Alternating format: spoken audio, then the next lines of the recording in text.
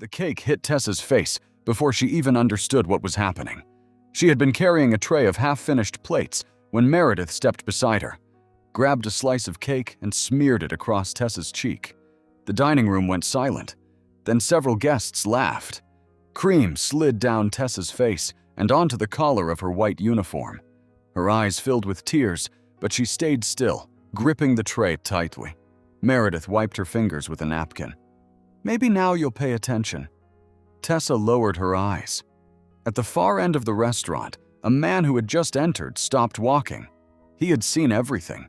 If you want to know why one humiliating moment was about to expose a secret bigger than a cruel prank, stay with the story. 6 weeks earlier, Tessa had started working at the Belmere Hotel restaurant because she needed something steady. Her mother's house had been left with unpaid repair bills, and Tessa had quietly taken responsibility for them, never telling coworkers how carefully she counted every dollar. Then Meredith became a regular. She was wealthy, influential, and used to getting immediate attention. She rarely raised her voice. Instead, she would stare at an employee until someone apologized. That morning, Meredith arrived for a private business luncheon. Tessa served her table while Nolan, the restaurant manager, checked on the guests. Meredith seemed pleased with the attention. Tessa placed a dessert plate on the wrong side of the table. Meredith looked at it, then at Tessa. "You're new to this level of service, aren't you?" Tessa quietly apologized and moved the plate. Nolan saw it from across the room but said nothing. For the next hour, Meredith found small reasons to criticize her. A napkin was folded incorrectly. Water arrived too slowly. Then she noticed a man standing near the windows, dressed simply but expensively, watching the staff unlike the other guests. Tessa did not recognize him. Meredith did. For one brief moment, the confidence disappeared from Meredith's face. Then she smiled again and leaned toward the guest beside her, whispering something. A few minutes later, Tessa picked up a tray of used plates and turned toward the kitchen. Meredith stepped directly into her path. Tessa stopped, expecting another complaint. Instead, Meredith reached toward the dessert table and picked up a slice of cake with her fingers. Tessa's eyes widened. Meredith pressed the cake into her face and dragged it slowly across her cheek. The tray nearly slipped from her hands. Tessa stood frozen, fighting tears, the thought of losing her job keeping her silent. Meredith looked satisfied.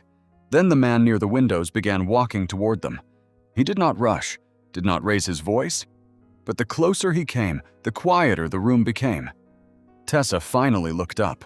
She had no idea who he was. Meredith did, and this time the confidence vanished completely. The man stopped beside the table and looked at Tessa, then at the cake covering her face. He was Grant, the owner of Belmere Hotel. Nolan hurried over, already preparing an explanation, but Grant raised a hand and asked Tessa what had happened. Tessa looked at Meredith and then at the guests watching her. Her voice barely rose above a whisper. "I don't want trouble." That answer troubled Grant more than an accusation would have. He asked Nolan whether humiliating employees was acceptable during private events. Nolan called it a misunderstanding, but Grant asked to see the employee complaint records. Meredith stepped forward, insisting Tessa had been careless, expecting Grant to support her. Instead, he asked why she seemed so certain nobody would challenge her. Tessa cleaned her face in the staff restroom.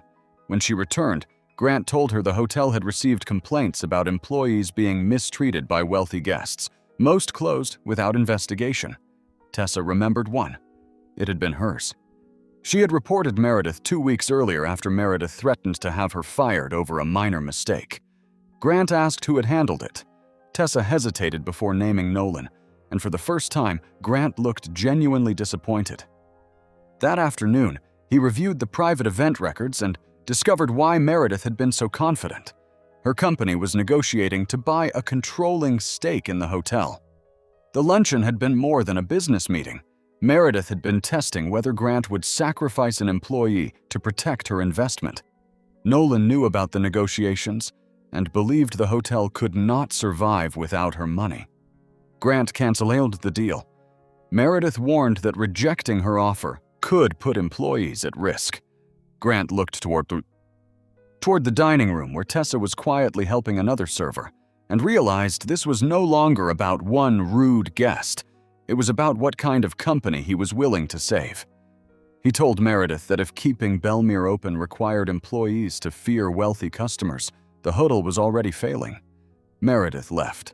Nolan resigned before Grant could dismiss him. The following week, Grant asked Tessa to meet privately, expecting her to demand an apology or compensation.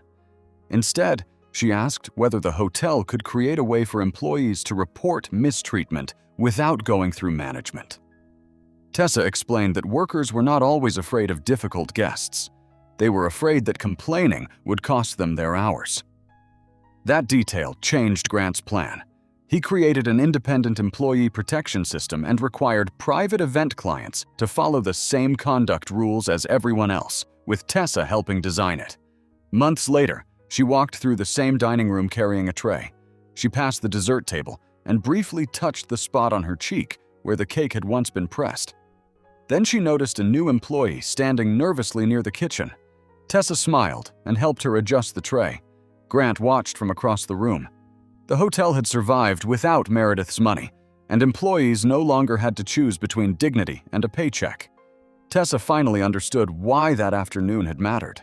It had not changed her because a powerful man had rescued her. It changed her because someone powerful had decided the powerless deserved to be heard. If this story meant something to you, share it with someone who believes respect should never depend on wealth or status.